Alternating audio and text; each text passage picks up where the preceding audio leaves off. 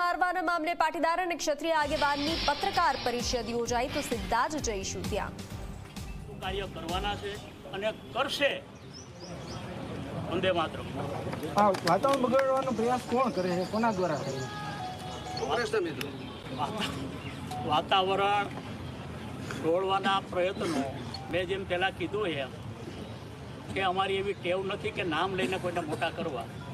Media અને છાપાના માધ્યમથી તમે સૌ જોવો છો, એની ભાષા પણ તમે જોવો છો કઈ રીતે છે, કેમ કરીને લોકો ઉશ્કેરાય, કેમ કરીને ઉશ્કેરાય. આવા તો એક સમય એવું કહેવું પડશે જયરાસિંહના પરિવારે કે ભાઈ નાનો મોટો કંઈ બનાવ બને તો અમે બાપ દીકરો બે પોલીસને લખીને આપી દઈએ કે હવે તમે કંઈ ફાંફા ન મારવા, કોઈ આરોપીને ગોતવા નહીં, અમારું લઈ લેવું.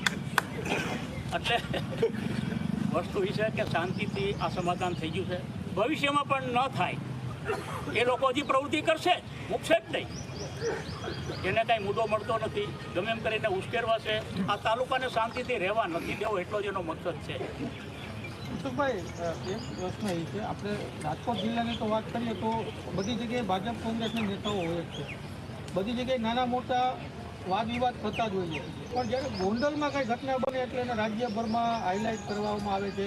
એમાં ખાલી ગોંડલ પૂરતું સીમિત નથી, બીજા જિલ્લાઓના બીજા નેતાઓ પણ એમાં વચ્ચે કૂદે છે.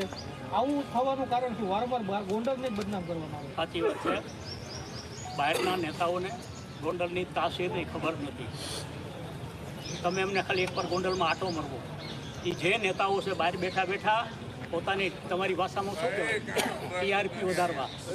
મને કહો સાંભળો, પકડ મુજે જોર આતા હે.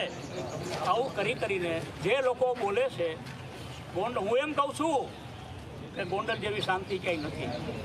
અહીંયા તમામ સમાજ ઉપસ્થિત એમને પૂછજો, જાણતા કે અજાણતા નાનું મોટું કોઈ સમગ્ર થઈ ગયું હોય, સાચી ભૂલ સમજાણી છે કે ભાઈ આપણે ખરેખર આ ગેરમાર્ગે છીએ. પણ આવી પ્રવૃત્તિ ગુજરાતમાં બહાર બેઠા બેઠા જે લોકો હામાવાળા છે, માનો ને કોંગ્રેસવાળા છે, ગોંડલમાં વાત કરીએ તો કોંગ્રેસમાં કોણ છે મને ગણાવો છે કોઈ.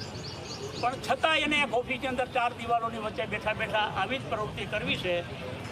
બોલો તમારું શું કહેવું, બોલો તમારું શું કહેવું, તમારે શું કહેવું? ફલાણા આમ કહે છે, કોઈને કાંઈ કહેવું નથી, એમને શાંતિથી રહેવા દો ને રહીશી. ખાસ કરીને અમુક પાટીદાર આગેવાનોએ ગોંડલની મિર્ઝાપુર સાથે સોશિયલ મીડિયાની અંદર સરખામણી કરી છે. આને શું જવાબ આપશો? તમે જે કહો છો, હું મારી ભાષામાં એમ કહું છું, એને પાટીદાર સમાજ સાથે કાંઈ લેવા દેવા નથી. તમને પૂછજો, એમને પાટીદાર સમાજ સાથે કાંઈ લેવા દેવા નથી. એવા ગયના ગાયઠા મુઠ્ઠીભર માણસો છે કે જેની પ્રવૃત્તિ આખોથી આ જ કરવી છે.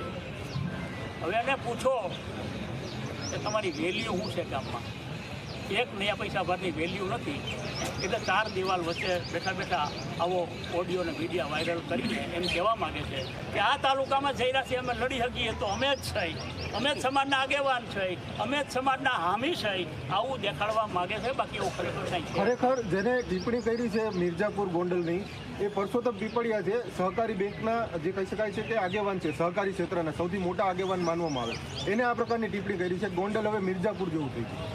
જો કયા પક્ષના નથી, ટૂંકમાં સહકારી આગેવાન છે, બહુ મોટું નામ છે. પણ એ ક્યાંક ને ક્યાંક એમને અસંતોષ થયો હોય, ક્યાંક ને ક્યાંક માનસિક રીતે ઓલા થયા હોય. પણ હકીકતે ગોંડલના વાતાવરણથી હું એમ માનું છું કે અજાણ છે ને માટે બોલે છે.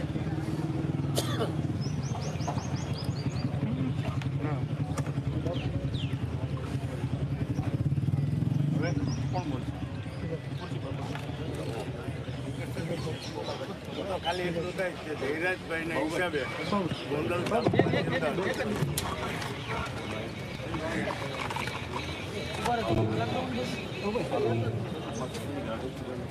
હું પૂજી બાબા ભાલાણાને વિનંતી કરું કે તે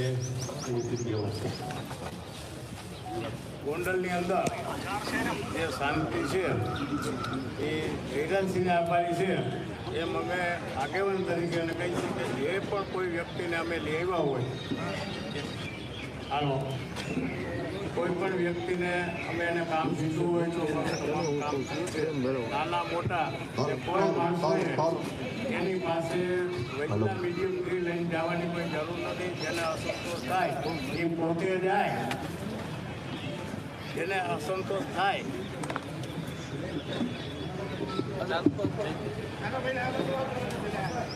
કોઈ પણ માણસને અસંતોષ થયો હોય તો જયરાજભાઈની ઘરે જવા માટે કોઈ એટલી એજન્સીની જરૂર નથી, કાયમી ધોરણે તમે જઈ અને ફૂડ સેક્રેટરીને સીધી જ વાત કરો અને એ તરત જ ફોન કરી અને આદેશ આપે. આ સૌરાષ્ટ્રની અંદર ધમધમતું માર્કેટિંગ યાર્ડ હોય તો જયરાજભાઈને આભારી છે.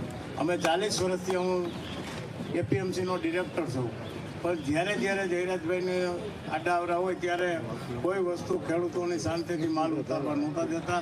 એના અમે પણ સાક્ષી કે અમે બેઠા હોય ને તો પરાણે આવીને એમ કે અમારું જવા દો, બધી આખી વ્યવસ્થા તોડી નાખે. એ વ્યવસ્થા તોડવાવાળા એના સમાજના હતા, એને પણ એને પાઠ ભણાવ્યો છે. હવે આથી તમારે બીજું શું જોઈએ? અને જે લોકો બહારથી વાત કરે છે એને જે મનસુખભાઈ કીધું કે એને ગોંડલની પરિસ્થિતિની ખબર નથી એટલે બહારથી વાત કરે છે. હું તો એમ કહું છું કે ગોંડલ કે બહારવાળા હવે જયરાજભાઈને ગુજરાતનો મોટો માણસ તરીકે જાહેર કરી દીધું. ભાઈ અમને અહીં ગોંડલમાં શાંતિથી જીવવા એટલે જયરાજભાઈ છે એ શાંતિનું પ્રતીક છે. એટલા માટે કે જયરાજભાઈ જે સિંધે એ કામ ફરજિયાત ઉતરે જ છે. અને તોય કોઈને અસંતોષ હોય તોય તમે તમારે રાતે એની ઘરે જાઓ અથવા એની કામગીરીમાં ગણેશભાઈ છે, ગણેશભાઈ 24 કલાક અમે જયરાજભાઈને ઘણી વખત કીધું છે કે ગણેશભાઈને તમે ગમે ત્યાં હાલતા થાય એવું તમે કયોમાં શાંતિથી વાત કરે તો એ કે નહીં આનો કાંઈ તેડ જ ન હોય કંઈ માથા હોય. એટલે ગણેશભાઈને છૂટો દોર છે, લોકોના કામ કરે છે. કોઈ માણસને એને જો જેટલા હાલો એને હાથ ઉપાડ્યા છે હોતે તો કેની ઉપર ઉપાડ્યા છે એ કેમ કોઈ ભાઈ કહેતા નથી. સમાજની વાતો કરે, સમાજની વાત. સમાજની અંદર અમે 35 વર્ષથી હોય લેવા પટેલ સમાજમાં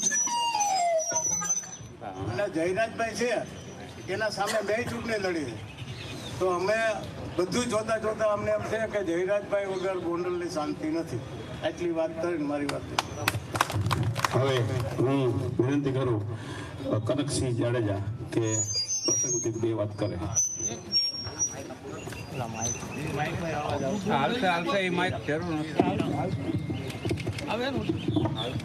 પ્રથમ તો હું ભગવાનની તો જે રીતે રાજકોટના ગોંડલમાં પાટીદાર સગીરને મારવાનો મામલો સામે આવ્યો હતો, તો પાટીદાર અને ક્ષત્રિય આગેવાનોની પત્રકાર પરિષદ ચાલી રહી છે. તેમાં કહેવામાં આવ્યું અમુક તત્વોએ શાંતિ ડહોળવાનું કામ કર્યું છે.